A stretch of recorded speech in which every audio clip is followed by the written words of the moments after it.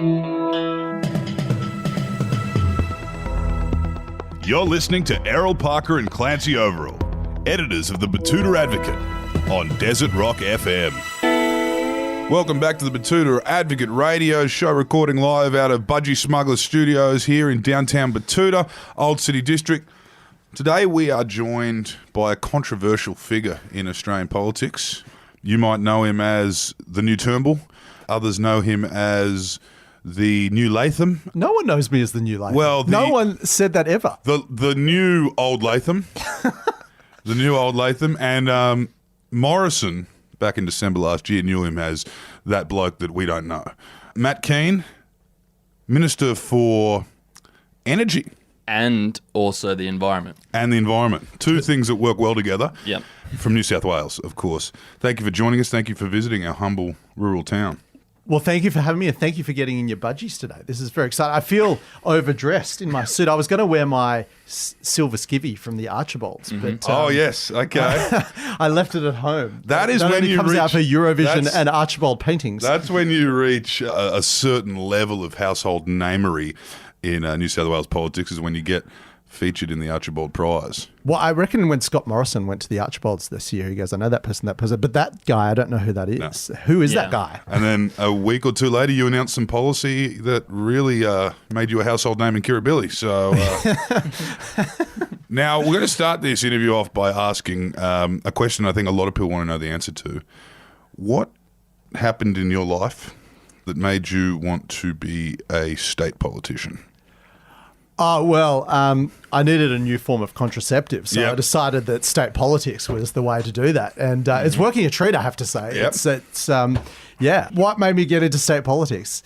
I was interested in my community, and I wanted to make it better, and there was an opportunity that came up to get involved in state politics, and I was mad enough to take it. So here I am now. Did you follow this stuff closely as a kid? Because like a lot of people, you know, a lot of the everyday punters can tell you their local federal MP, and then about a week before a state election, they can tell you their local state MP. I'm just going to have to disrobe. This is getting a bit steamy. Yeah, it's you know, in the Channel Country, mate. Yeah, we So are. I see why you're in your budgies. On the edge of the Simpson Desert up here. So were you keeping a close eye on this as a kid? Well, or? if you're asking me if I had posters of John Howard and Paul Keating on my wall growing up in the 80s and 90s, the answer is no. Was I interested in politics as a kid? I think I had a slight interest. I remember in year 6, and this will probably like get everyone to turn off their Batuta Advocate podcast, but I wrote a letter to my local MP, Bronwyn Bishop. Oh, right. And she wrote back and she sent me like this photo of herself, and she signed it as if I was meant to pin it to my wall. Right. It's quite extraordinary. And Here's a picture of the Queen. not dissimilar. Your Queen. Yeah. Bronwyn. Yeah. Bronwyn Bishop. Yeah. Her king I was, don't think that was my inspiration for getting involved in She politics. said, keep your head down, young fella. One day you might get in the helicopter with me. But maybe that's why I went to state politics, not federal politics. Bronwyn. You might grow into you might be Philip Ruddock one day.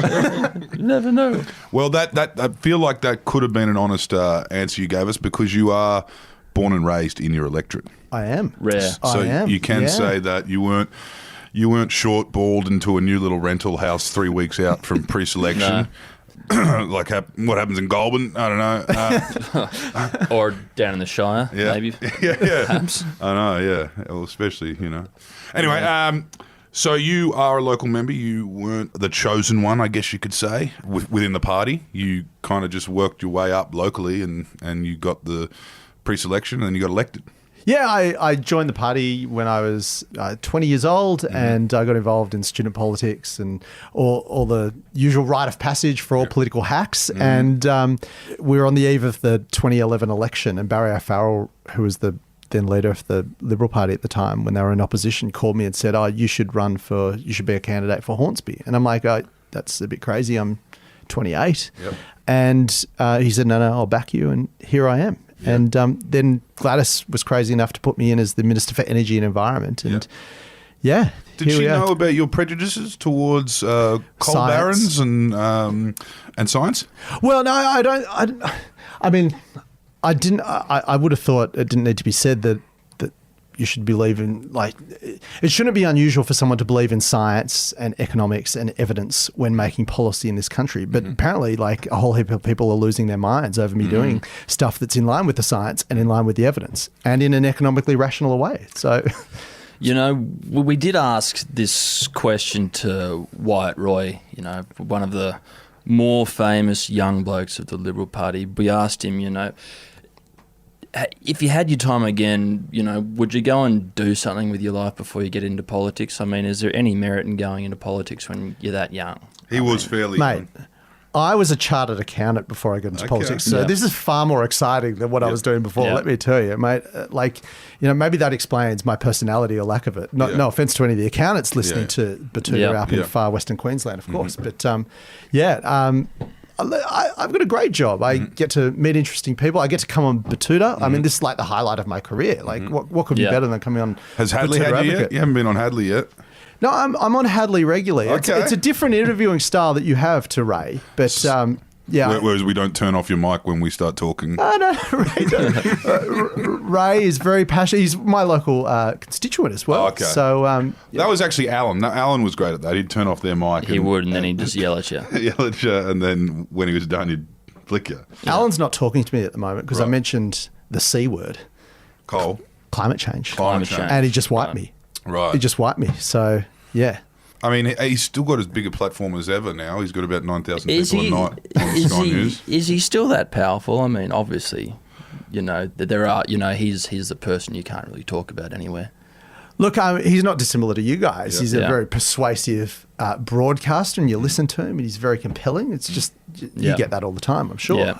You know, he does provide a voice for a section of our community, and, you know, we shouldn't discard that. And what we've tried to do in the energy and environment space and how we got these laws passed recently was trying to find areas of common ground, how we bring people together and, you know, find things that unite us and move forward. There's plenty of things that divide us, and we have plenty of fights over that, but I think we should, well, I'm trying to work towards a new brand of politics where we work to find common ground rather than areas of conflict.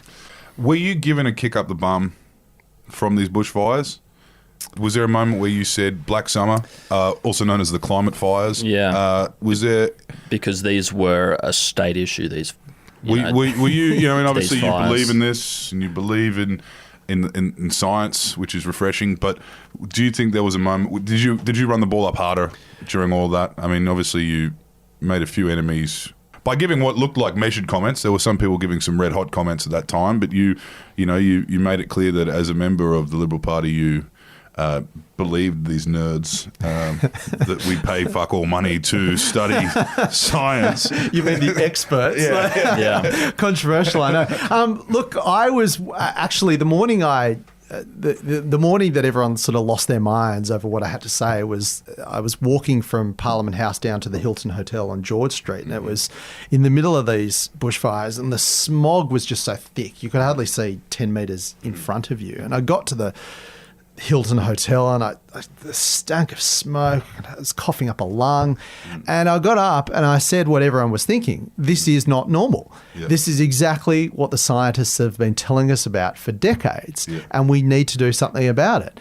And I thought it was relatively uncontroversial, but apparently a whole heap of people thought this was heresy, and that I should be excommunicated from not just the Liberal Party but New South Wales. And it was all very bizarre because, I mean, for me, that's exactly what people were thinking at the time. Those bushfires weren't normal, no matter what spin you have on it, Well, how much they quote Dorothy McKellar. Morrison, it just is not normal. Morrison did say, you kids might not remember this, but I remember smoky days in Sydney.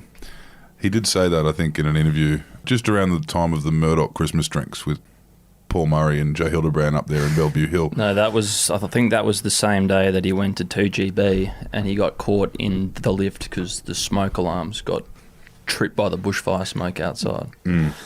It was a wild time. What I think it was, anyone Irony. was arguing that there hadn't been bushfires in the past. What they were saying is that they weren't of the devastating scale and magnitude as they were last year. I mean, we saw There was ash falling in your beer at Ryan's bar. That's how smoky it was. We know there's a problem when there's ash in your beer at Ryan's bar. Yeah, and it doesn't come from the end of a Marlboro. So even in the city, B&H extra mild kind of guy. Extra mild. Yeah. No, I'm strictly on the log cabin these days. Yeah. so it was a wild time. Can you tell us from inside the New South Wales Liberal Party, it seemed like it was on. It seemed like there was a lot of pressure. There's that photo of the Prime Minister with clenched fists talking to Daddy Fitzsimmons, just enraged by whatever, who knows what it was over, but it was a bit prickly between state and federal. Obviously, Constance went down there and teed off on breakfast television. That's what happens in a crisis. People have to work together, and sometimes it gets a bit prickly. What was the feeling within the New South Wales Liberals? Were you in, I guess, the right side of history immediately?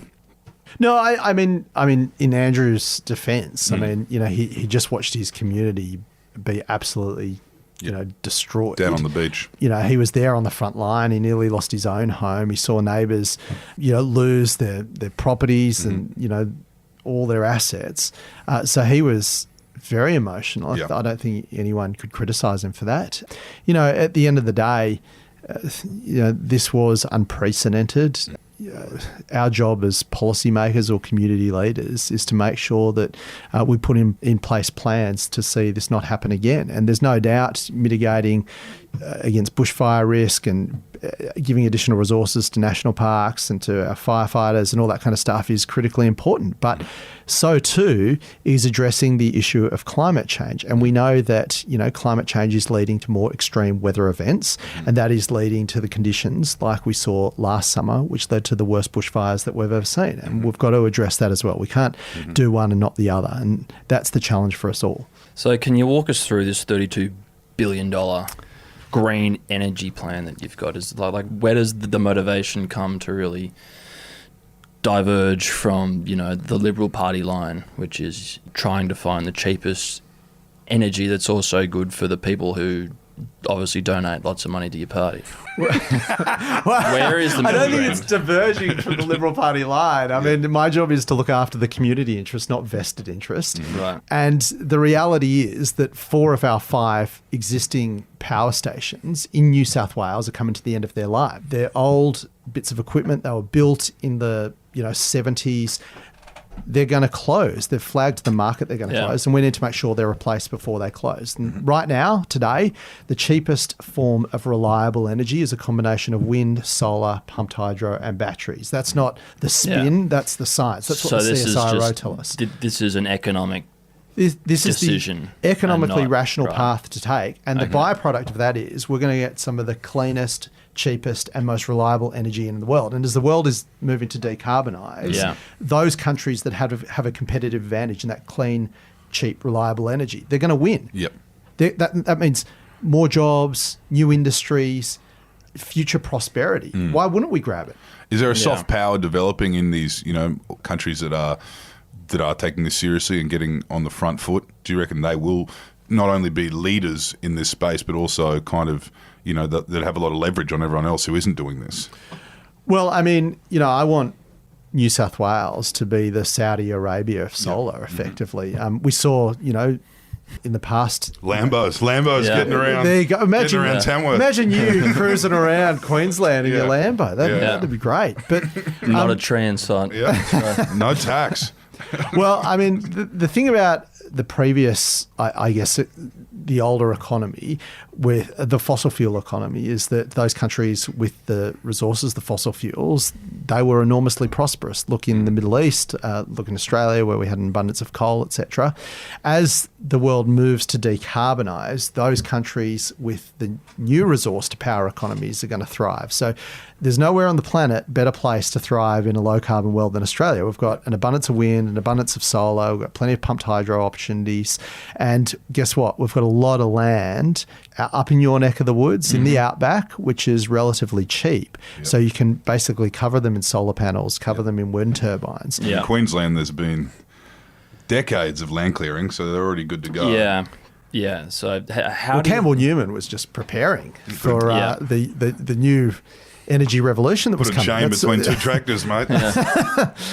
As our economies are moving to decarbonise, as we all know, land clearing in New South Wales is quite controversial topic at the moment. You know, you've got people who are saying, you know, we're up now, deforesting rates on par with the Congos and Brazil. You know, how does that tie in with going green? I mean, when you're taking more trees out of the ground. Yeah, well, I mean, you know, one of the biggest challenges that we face is land clearing. I mean, as the Environment Minister in New South Wales, this is something that is keeping me up at night. Yeah. And it's a constant battle between private property rights and, you know, the public good. What I will say is that that's one of the reasons that I'm aggressively trying to expand our national parks estate. And since I've come into the portfolio, when I came in 12 months ago or 18 months ago, I set a goal of increasing the national park estate by another 200,000 hectares in 2 years. Yeah. We beat that. So I've just upped it again to 400,000 hectares. Now, that alone is not the solution, but it's part of it. You know, we're aggressively expanding our national parks to protect vegetation, and we've got a lot more to do, and I intend to do it.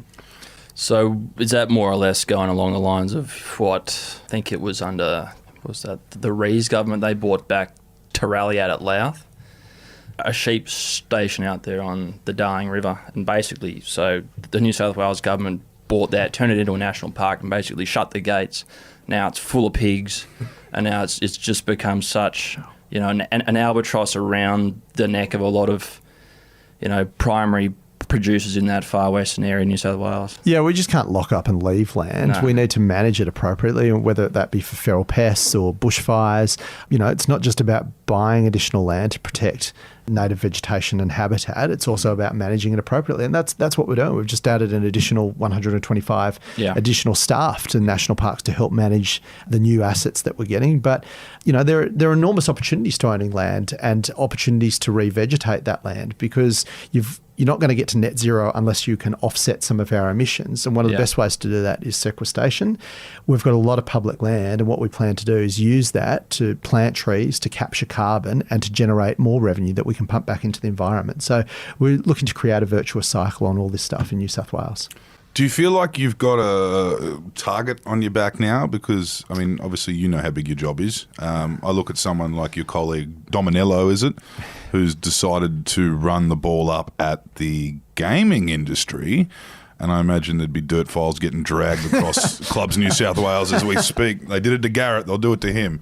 What's your plan from here when you start getting, you know, these smear campaigns and, you know, Murdoch puts an arrow in your knee? How do you keep doing your job? Well, as long as I'm fighting for, you know, what I believe in and representing the community's interest over vested interest, then I'm just going to keep pushing forward. And, you know, there are plenty of noisy voices and angry voices. I'm not going to please everyone, as we saw. You know, Mark Latham probably does have a big target on my head because, you know, I'm standing in the way of him and his vested interest mates from making a lot of money at the expense of, you know, mums and dads who basically are having to pay higher electricity prices because people like Mark Latham are standing in the way of more competition and lower energy prices. Right. So you must have a good relationship with Mark to get this thing through, even if he did make, you know, a few post-it notes. Not really. I mean, you know, this is the guy that's gone from being Gough Whitlam's protege to Pauline Hanson's patsy. I mean, let's not forget who we're dealing with, right? Like, as long as he's not going to, you know, lose his temper and break your arm. Well, I won't be jumping in a taxi with him anytime soon, but like, you know. Okay, well, we know where you stand there. So what about Barilaro? Is he on board?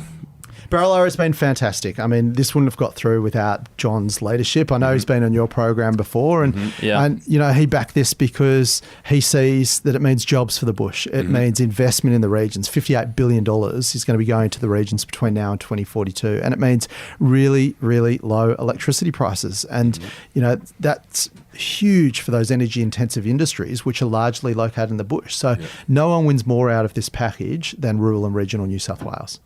That's been one of the biggest arguments, I guess, in Queensland particularly. You know, you've got Anastasia has to walk the line between, you know, the remaining kind of loyalists in those central Queensland seats, the Labor loyalists, and you know, this new narrative that Labor's anti-jobs in the bush. And you know, Turnbull had his own struggles with that too. You know, you look like the narrative has been that deranged inner city lefties want to take these jobs away just for the fuck of it. You kind of escape inner city lefty because you live in deep North Shore suburbia, almost the lower Central Coast, you could call it. You say that. How have you found, talking the talk out there? I mean, you don't do the Hurley hat. Do you do the brand new Akubra? Well, we bought one. Tegan, my media advisor here, she made me go out and buy an Akubra, largely because I have a lack of foliage on my head, which is probably explained by being the energy minister in New South Wales. But anyway, look, the key challenge in this space is making sure no one's left behind. Mm-hmm. We know that there is change coming because of new technology and a change in economics and these global megatrends. And no matter how much Mark Latham or Rowan Dean or Alan Jones or Sky After Dark scream that we shouldn't do anything, the fortunes of Australia, the fortunes of those employees and industries is going to be determined by factors outside our control. So we can move to get ahead of the curve and grab those opportunities, but support those people that could be displaced by these changes, or we could just pretend like it's not going to exist. And let me tell you, that is a recipe for disaster, not only for those people, not only for those industries, but we will leave our country as a rust bucket state. Yeah.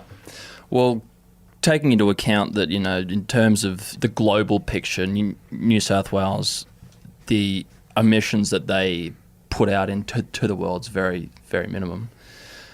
Is this all in vain if other people don't follow suit? Well, the reality is that other people are following suit. In fact, with Biden in the White House now, it means 70% of Australia's two-way trade is with countries that are signed up to hit net zero emissions by mid this century. South Korea, China, Japan, the UK, Germany, like Europe. Yeah. These are countries or areas that have underwritten our prosperity for generations because we've been able to trade with them. Mm-hmm. What I'm saying is that the kind of products that they're looking for from Australia or other countries is changing as well. Yeah. And we're really well placed to service those new needs, and we should get ahead of the curve to make sure that we can underwrite the next generation's prosperity as well. So why haven't we promised to do the same as those countries? Like, in your opinion, why haven't we made the pledge? Look, I mean, we have in New South Wales. We've got a commitment to hit net zero emissions by 2050, and we've got a very aggressive target. Federal level, though. Well, I'm not a federal MP. They don't even know who he is, mate. They don't know who I am. Yeah. Well, you're obviously, you're in the club. You're in the know. Is there any reason why we shouldn't, or is? No, I mean, I am a member of the Liberal Party, and I'm arguing that we should have a zero net emissions target in New South Wales because it's good for our economy, it's good for jobs, it's good for investment, and it's the economically rational position to take. Can I explain why other people have a different view? Not really. Yeah. But, I think that signing up to net zero emissions is good not only for our environment, but it's good for the future of our economy. Yeah. Can you tell us, you've said a few things that made everyone pay attention. Obviously, apart from wearing my skivvy. Yeah, apart from wearing your skivvy, yeah. He's in the Archibald. He's who else would have been in the Archibald this year? I'm sure there would have been a Lucy Turnbull, Arndo, yeah. Ben Quilty's always in it. Yeah. Now a permanent fixture. You were so you made those comments about Latham earlier in this interview, which I guess everyone's thinking, and you've made before. You've also made comments recently about the coal barons. Us being held ransom by the coal barons. Which no one's really said anything like that before from either sides of politics, that, there might be some vested interests preventing certain policies. Is there any names? Is there anyone you want to name and shame? Who are we talking? Are we talking Gina? Are we talking Twiggy? What's going on? Well, look, I mean, during the energy debate, the people that came out and opposed it the hardest were the people that currently benefited most from the existing system. If you own the only sources of generation, if you're operating as an oligopoly or a monopoly, you own a generator, you want prices high. Yeah. You want the people listening to your podcast, the mums and dads out there in the suburb paying super high bills because it underwrites your super high profits. All I'm saying is we should have more competition in the market. We should be aiming for lower electricity prices that also is reliable. You don't want, you can have very low electricity prices, but the system may not work all the time. We need to ensure there's a reliable system with the cheapest energy available. And if that doesn't suit the big energy companies, then that's not my problem. Mm-hmm. I'm on the side of community interest. So I'm on the side of the mums and dads and people listening to your podcast who deserve cheap, reliable energy. And if that happens to be clean, all the better. And if that happens to get up the nose of the big energy companies because they own the existing assets, then, that's not my problem. Is that a similar thing's happened with the Sydney airport? For years, it's kind of, no competition for Sydney airport, and now there's conversation. I mean, it came at quite a cost, but there is now a second airport being built there, which might mean that you could fly to Melbourne for less than $500. Yeah, totally. I mean, think of the car parking situation at Sydney Airport where one guy owns the car park and he charges through the roof. It's like me coming along and saying, well, we're going to open it up to competition, and then him saying, no, I don't want you to do that. That's exactly what's happening in this energy debate. So it's got nothing to do with coal versus renewables. It's got nothing to do with, old technology versus new technology. It's got everything to do with the economics. And all I'm arguing for is more competition, greater choice for consumers that will lower prices. And guess who doesn't like that? The big energy companies that operate that make super profits because they have high electricity prices. And who are these people? Do they live in Australia? Yeah, they live in Australia, absolutely. There's this guy called Trevor St. Baker who I signalled out on Twitter, and he bought a power station for $1 million, and last year he made a $500 million profit or thereabouts because of higher energy prices. I'm a capitalist. I want people to go out and invest their capital and get great returns. You want people to be able to flip a power station if that's what they have the money to do? Sure. But I don't want them to do it because they're gouging mums and dads in the suburbs, and that's why we're trying to open up to more competition, provide lower prices, and if he's still making profits in that environment, then good luck to him. I haven't read through all the policy, but what do you reckon is it's going to be the front runner for renewables? Is it going to be solar? Is it going to be wind? I think it's going to be a combination of a heap of things. I think there's going to be wind and solar and pumped hydro, and batteries are coming down the cost curve dramatically, and there's exciting new technologies emerging like hydrogen.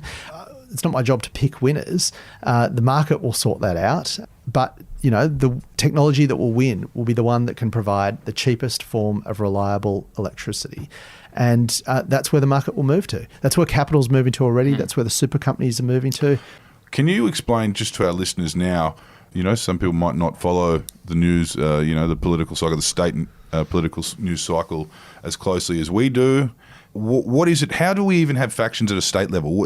Explain the factions in New South Wales Liberal Party, because a lot of people argue there aren't. Firstly, I'm shocked to hear that not everyone follows state politics. I mean, this is just, I'm falling off my chair here. Secondly, political parties are like the community. They are diverse organisations with people from different traditions, different backgrounds, with different points of view. And that's healthy for our democracy. And, I joined the Liberal Party because, I believed in liberalism. I'm socially progressive, but I'm also economically rational. But the Liberal Party also has people that are socially conservative, but may see a greater role for government in the economy. That doesn't mean one's wrong or one's right. It's just different. We represent, the Liberal Party seeks to represent all Australians, and not all Australians have the same view on these issues. So you want your parties diverse, and there is that natural tension there. Labor has the same challenges.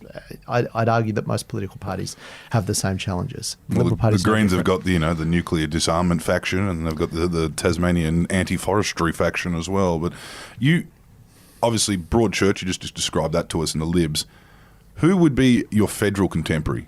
Who would you point to in the feds that is, of the same kind of brand of liberal as you?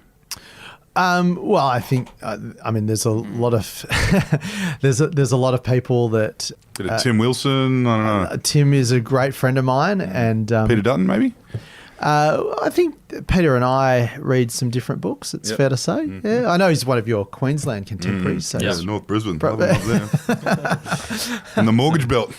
But I think the thing that unites Liberals is they believe in free enterprise. They believe in building a stronger economy, creating jobs and opportunities. They believe in capitalism. So whilst Peter Dutton, for example, may be more socially conservative than I am, on economics, I would imagine that we'd have a pretty similar worldview. So you'd be inclined to spend $100,000 a day to keep a family on Christmas Island? Well, I don't think we're that similar. A couple of months ago, we saw the New South Wales government almost be blown apart by koalas, really, in the scheme of things. Are koalas really that important? I mean, they don't really do anything. I mean, they just... Do you have them in Queensland? Yeah. Yeah, but, you know, they aren't that in the zoo, sacred mate. up here. I mean, I don't think that koalas would blow the Queensland government apart. I think there's much more important things to worry about. Like taxi licences. But what was that Or like? stopping I mean, New South Wales people coming north. for a government to be torn apart by something so trivial, as a lot of people were saying, as koalas, how did that happen? I mean, Firstly, I don't think koalas are trivial. I think koalas are one of our most loved and iconic animals. it's a good start. They are massively under threat, and the biggest threatening process to koalas is the loss and fragmentation of their habitat. And this is about more than koalas. This debate is about private property rights versus public good. As I was explaining, there are tensions in the Liberal Party on some of these issues. There are even bigger tensions sometimes in the coalition. I mean, the National Party is an entirely separate party that is in bed with the Liberal Party to form government. And, you know, they're the voice of rural and regional New South Wales. And the concerns of their constituencies are very different to the ones of ours in the cities. So you've got, you say there's Nats that agree with you on this? Definitely. I mean, there are some Nats where the koala issue is really important. You take Jeff Provis, the member for Tweed. I mean, that's... You know, koalas are loved up there on the far north coast. But then there are some other Nats members inland that don't want their private property rights curtailed, and because there's no koalas there. So, you know, a one-size-fits-all approach is not the right approach. And I think that the thing with John Barilaro and the New South Wales Nats is that they're working really constructively with us to find that path forward. And, you know, I'm involved in those discussions. I'm confident we're going to land it in a good place. But, yeah, I mean, there were some pretty tense moments there. I know, as we saw. Like, as if the Nats actually were the real voice for regional Australia, in particular New South Wales, we wouldn't really have the need for the shooters, farmers and fishers, really, would we? I mean, like, where were they on that debate? The shooters, fishers and farmers. Yeah. I'm not sure where they're at with shooting koalas. I don't know. I haven't read that in their platform. But look, I mean, the Nats have always been the voice of rural and regional New South Wales. You know, I think that John Barilaro and his team do a great job, and I think that'll continue to be the case. If you really need to, if you really need to be convinced that koalas shouldn't be shot out of the trees, you just need to hear the one squeal when they do get shot and they don't die instantly. Yeah.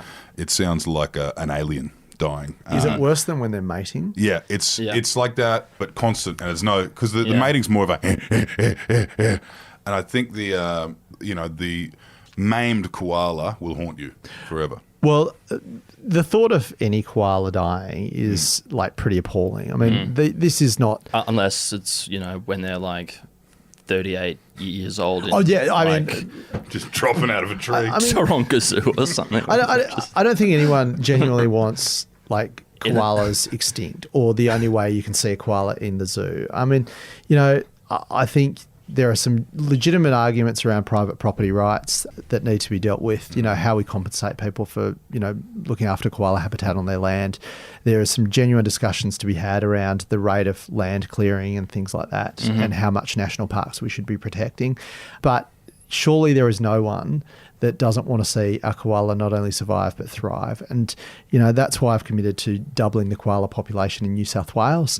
We've got a lot of work. I've got some of the best scientists in the country currently working up that plan. I'll have something to announce. Maybe I can do it exclusively on your podcast next year, how we're going to save the koala. But more zoos. No, not more zoos. We need more habitat, and we need to make sure that we look after them. And don't forget, it's not just the loss of land, it's chlamydia. It's huge threat. Huge. In koala sanctuaries and in regional universities. Now, just one last question on those land clearing laws. Most of the land that's being cleared in New South Wales is for agriculture, and agriculture is one of the largest contributors of greenhouse gases in the world. Does this new plan have anything in there to offset that? The new koala plan? Or your new green energy plan? Like, is there any plan to offset these trees that are being lost, for cows and their farts? Or? Look, the energy plan is all about making sure that our existing power stations are replaced before they close with newer, cheaper, reliable forms of clean energy. Does it offset clearing of land? No, it doesn't. But, part of our koala strategy, which we will be announcing next year, will have a concrete plan to not only protect our existing koala populations, but see them double. So, as I said, maybe we can come back on the podcast and announce it. Yep. Okay. We'd love to have you. The Guardian or the Sydney Morning Herald wouldn't want such progressive policy. Obviously, it should be coming to Batuta. No. Well, thank you for that. And you've made a lot of kind of arguments today and a lot of comments that I guess would be received well in a bipartisan sense. Do you want to now? We give you the opportunity now to say something conservative, maybe fiscally conservative. Like, what are your thoughts on JobKeeper? Slash it, get rid of it. No, love it. Okay, love it. It's fantastic, important. I mean, because conservatives should be about having a strong economy, and the economy's taken a massive whack because of the coronavirus, and the government stepped in to support those people that have been displaced because of this. And it's all about making sure we build back better, and I think JobKeeper is going to be really important. Yeah. Okay. What about legalise all drugs or ban all drugs? I can be conservative on that. Yeah. Okay. Can be conservative on that. So no, I don't think. What about a federal ICAC? Federal ICAC? Yeah, I think we need one. I'm not being very conservative here, am I? I'm a big fan of transgender bathroom doors. Is that yes? Gender neutral bathrooms. How do we feel? Well, as the energy minister, this is not really my portfolio areas, but is it that big an issue? Like, I don't understand why people are losing their minds over it. I think we do need a federal ICAC. Well, I mean, I've got no problem with a tough and robust corruption watchdog on the beat. We've got one in New South Wales. You've been able to avoid it. We've got a pretty toothless one up here in Queensland. I intend to keep it that way as well. Yeah. So that's a yes. All right. That's a yes. Federal ICAC soon. Federal ICAC now. Yeah. I think you're verbally me there, but I'm very happy with an independent corruption watchdog in New South Wales. Basically, this whole ban all drugs, ban all fossil fuels, and I don't think I said ban drugs. I think we're verbling it. We might. We're gonna. This will be all through the Daily Telegraph tomorrow. My God! Like, they gave me a G in their ministerial ratings. G for greenie today. I'll be getting a D for I'll be getting a Z. How low could I go after this interview? Well, it's an interesting time. We managed to get through all this, except for the last 2 minutes we mentioned COVID-19 indirectly. It's good to be talking about something else. Thank you for joining us. Thank you for having me, boys. Thanks for coming up, Matt. Thanks for wearing your budgie sunglasses. No worries. Thank you, Matt Kean MP. That was amazing.